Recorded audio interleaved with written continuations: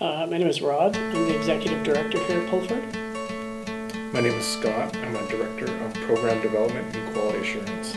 There was 3 people who were living in a guest house back in the 80s in Osborne Village, and the woman who ran the guest home was retiring, and so there was nowhere for these 3 people to go, and so there was a possibility that they may have to go back to an institutional type of setting.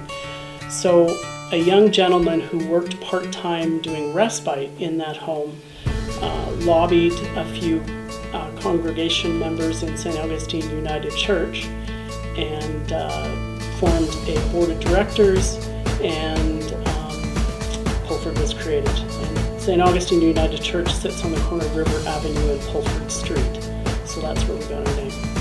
So when it started in 1986, some of the challenges were that there wasn't a lot of community options for people with disabilities to live in the community. Often, most people with disabilities lived in institutions, and so this was sort of blazing the trail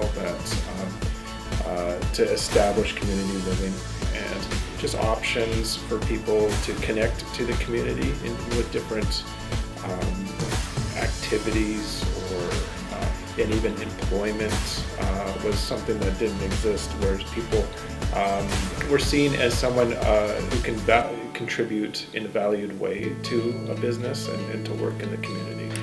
Well, I think we can take a look at it now that this day and age, that this can be viewed as a civil rights movement, that people with disabilities are often looked down upon in society, that are unable to contribute or are not a valued member of society. And Pulford is an agency that promotes inclusion and equality for people with disabilities, and that's what we strive to do, is that help the community, Winnipeg and Manitoba, understand that people with disabilities have strengths, gifts, and can absolutely contribute to the community.